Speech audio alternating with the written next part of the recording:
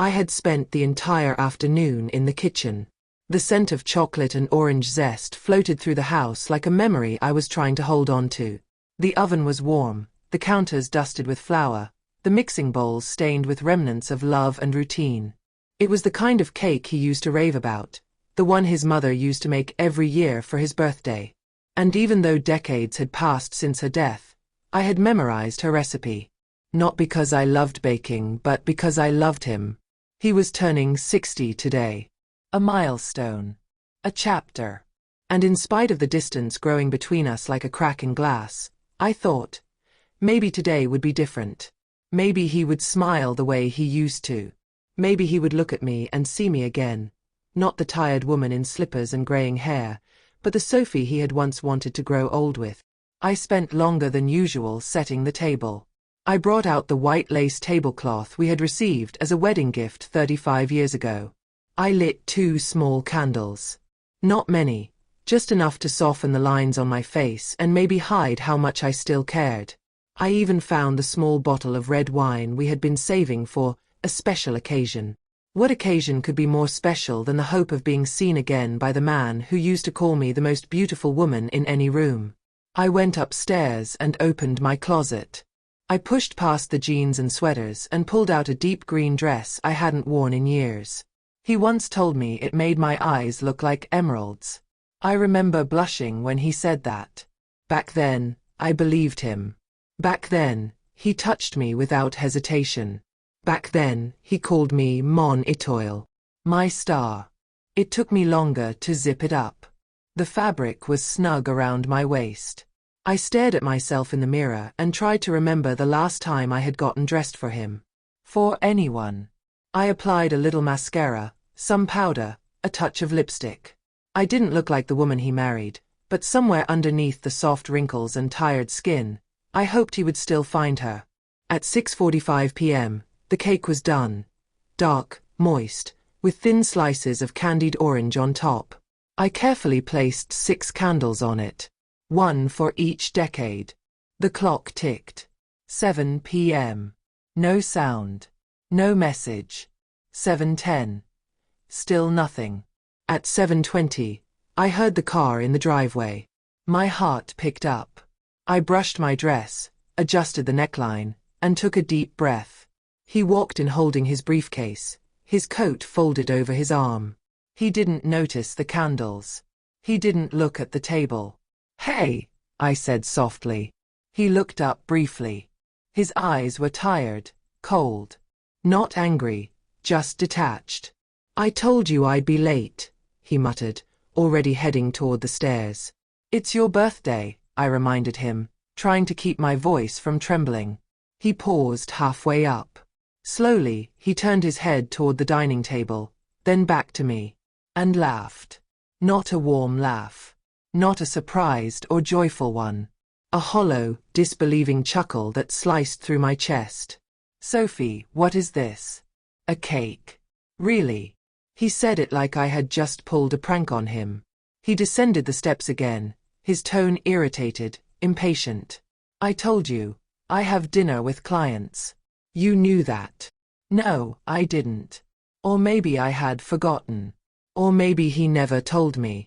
Or maybe he had, and I didn't want to believe that tonight of all nights he would choose someone else. I thought we'd have dinner here," I said, voice quieter now. He was putting on his jacket again, barely looking at me. "Don't guilt-trip me. You always make everything dramatic." I was still holding the cake knife. My hand was trembling. The candles were flickering, and the wax was beginning to drip onto the icing. "Mark, please," I whispered. He looked at me, really looked, for the first time all evening. But it wasn't a look of love or regret. It was the kind of glance someone gives an old coat in the hallway, worn, familiar, and irrelevant. "What do you want me to say, Sophie?" He sighed and turned toward the door. "I'm already late." And just like that, he left. He walked out the same way he'd done 100 times before. Calm, detached, unfazed. The door clicked shut behind him like a punctuation mark on everything we used to be. I stood there for several minutes. Not crying. Not speaking. Just standing. The candles burned down lower, the frosting began to melt slightly at the edges, and the air in the house suddenly felt colder. The silence wasn't peaceful. It was punishing. I sat down at the table. The empty chair across from me felt larger than it had in years. I stared at the cake. Perfect. Uncut. Untouched. And then I looked down at the dress I had put so much hope into. It didn't make my eyes sparkle. It made me look like a woman trying too hard to rewind time. Trying to be seen. To be chosen. To matter. To him. The knife in my hand felt heavy. I didn't want the cake anymore. I didn't want anything, really. How had we gotten here? How had we gone from dancing barefoot in the kitchen to him walking past me without even tasting the cake I made with love and memory? There had been signs, of course.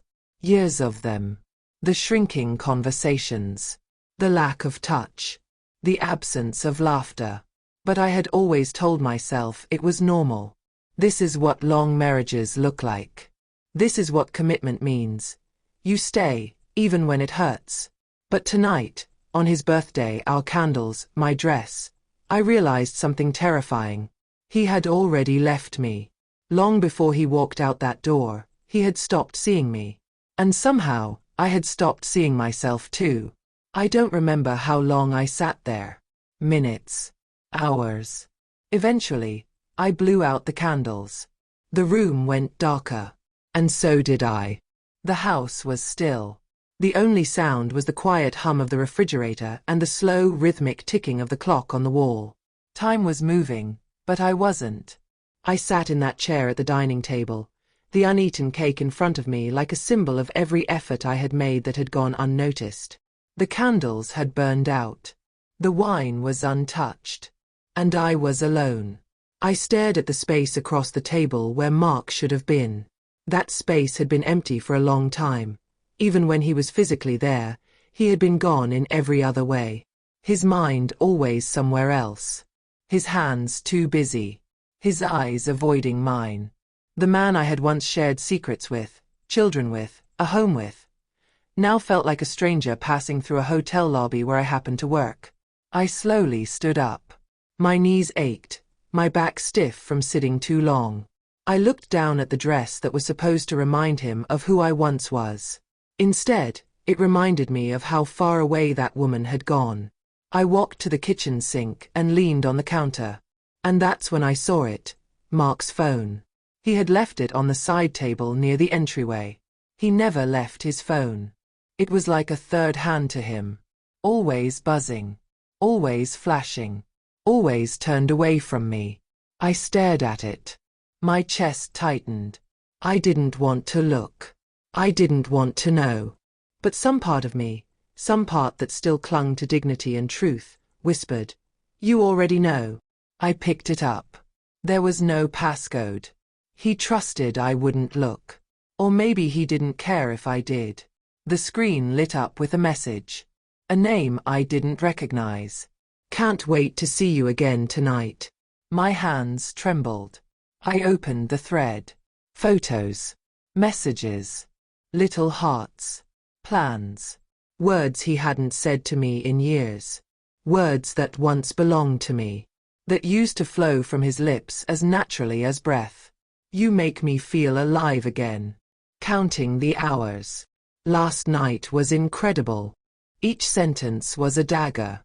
Each emoji a wound. It wasn't just that he had someone else.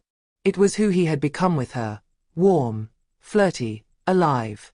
The man I had fallen in love with had disappeared inside a version of himself I no longer had access to. I put the phone down. I couldn't read anymore. My heart was breaking so loudly, I could barely hear the silence anymore. I sank onto the couch, the air heavy in my lungs. The room felt suffocating. Like the walls were watching me, judging me. And then the tears came. Not the polite kind. Not the ones you dab away with a tissue. The ugly, shaking kind. The kind that leave your mouth open and your body folded in two. The kind of sobs that had waited years to come out. And once they did, they came like a flood. I cried for the birthday cake. I cried for the dress. I cried for the woman I used to be and the shell I had become. But more than anything, I cried because I had been so silent for so long. Not just with Mark. With myself. I had stopped asking for what I needed. Stopped fighting for space. Stopped seeing myself as someone worth loving. When had that happened? I tried to trace it back. Was it after our third child, when my body changed and never quite returned to what it was? Was it when Mark got promoted and started working later hours? Or when I stopped painting because there was always laundry to do or homework to help with or dinners to prepare? I remembered how I used to laugh. Loudly. Freely. Now, I struggled to remember the last time I had smiled without forcing it. Mark wasn't the only one who had disappeared. I had too. I had folded myself smaller and smaller to keep peace in our home. To avoid conflict. To not seem needy, or emotional, or too much. But in making myself small, I had become invisible, even to me. I looked around the living room. Our wedding photo sat on the shelf. 2 young people, wide-eyed and sun-kissed, holding hands and smiling like they could take on the world. I remembered that day. My veil had kept blowing in the wind, and Mark had kept brushing it out of my face, laughing. He used to adore me. Or at least, he used to act like it. Where had that man gone? Where had I gone? I wiped my face and stood up. I walked to the photo and picked it up. We looked so happy. So certain. And now I couldn't even get him to sit down for one slice of cake. I placed the photo back on the shelf, but this time face down. I wasn't ready to look at that lie tonight. Instead, I walked upstairs, slowly. Every step felt heavier than the last. In our bedroom, the sheets were still messy from the morning. I sat on the edge of the bed. This bed had been a battlefield of silence. 4 years. We had shared this space in the most physical way, yet emotionally, it had become a chasm. I remembered the night, just a few weeks ago, when I tried to touch him. I had reached out, lightly placed my hand on his back. He shifted away instantly. "I'm tired, Sophie." And just like that, the door closed again. He used to kiss me with hunger. Now he barely said goodnight. I lay back and stared at the ceiling. Mark wasn't just tired. He was finished. And maybe deep down I was too. But I didn't want to be bitter. I didn't want to become someone who carried resentment like armor. I wanted to reclaim something. Anything. My identity. My peace. My voice. For so long, I had made every sacrifice in the name of love. But love shouldn't cost you yourself. And if it does, it isn't love anymore. It's obligation. Habit. Fear. That night, lying in that bed we no longer shared, I made a quiet vow. Not for revenge. Not for drama. But for me. I didn't know exactly what came next. But I knew this much. I would not spend the rest of my life waiting at a dinner table with candles lit for a man who had already left. I woke up the next morning with swollen eyes and a pillow still damp from crying. But something was different. The silence in the house no longer felt oppressive. It felt clean. Empty in a way that invited something new to grow. A stillness I hadn't noticed in years. No footsteps. No rustling newspaper. No coffee being poured in the kitchen. Mark hadn't come home. He hadn't even texted. For the first time in decades, I didn't care where he was. I sat on the edge of the bed and stared at my feet. My body was stiff, my heart still sore, but beneath the exhaustion, something stirred. A quiet strength. Like the first warm breeze after a brutal winter. I went downstairs. The birthday cake was still there, sitting in the center of the table like an abandoned offering. The wax from the candles had hardened into tiny rivers. The frosting had dulled. But it was still intact, unspoiled, uneaten. And something inside me snapped. Not with rage. With clarity. I walked to the kitchen and grabbed a plate. I cut a generous slice of cake, thick, rich, messy, and sat down. Just me. No decorations. No husband. No illusions. I picked up a fork and took a bite. It was good. Bitter chocolate and orange zest. Sweet and sharp all at once. The kind of flavor that lingered, just like the memories that lived in this house. I ate slowly, tasting everything. For the first time in years, I wasn't rushing to clean, to serve, to manage someone else's needs. This bite was for me. And as I swallowed, I realized, I had waited my whole life for someone to love me the way I had loved him. To look at me with softness, to thank me for the invisible work, to notice when I was fading. But I had never given that to myself. I had confused self-sacrifice with love. I had shrunk to fit a version of wife that no longer matched who I was. I had let myself become the background of my own life. But not anymore. After breakfast, I took a shower, and instead of pulling on my usual sweater and leggings, I wore a soft, flowing dress. Comfortable, but beautiful. Just for me. I brushed my hair. No makeup. No mask. Just Sophie. Honest and tired and raw. And alive. I walked into the room I hadn't entered in over a year. My old art studio. It was dusty. Covered in boxes and forgotten books. The easel stood in the corner like a skeleton of a former dream. I used to paint. Oils. Mostly. Landscapes. Portraits. Emotions in color. I hadn't picked up a brush since the kids left for university. Since Mark's hours at work became longer. Since life became so loud and heavy that I stopped hearing my own voice. I opened the window. Let the sunlight in. Then I swept the floor, opened an old box of paints, and placed a fresh canvas on the stand. I didn't know what I would paint yet. But I would start. Later that day, I called my friend Lucy. We hadn't spoken in months, maybe longer. I had always told myself I was too busy. The truth. I had isolated myself. I had let my life revolve around someone who had stopped seeing me years ago. We met for coffee that afternoon in a small cafe near the Rhone. Lucy gasped when she saw me. "You look radiant," she said. I laughed. A real laugh, the kind that shook something loose inside me. "I just cried all night and ate cake for breakfast," I replied.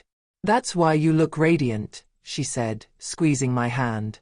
We talked for hours. About our kids. About getting older.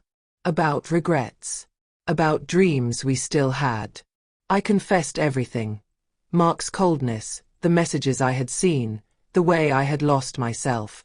She didn't interrupt. She didn't pity me. She listened. And when I finished, she said something I'll never forget. "Sophie, you've been waiting your whole life for someone to save you. But you just did it yourself." That night, I slept better than I had in years. Mark still didn't come home.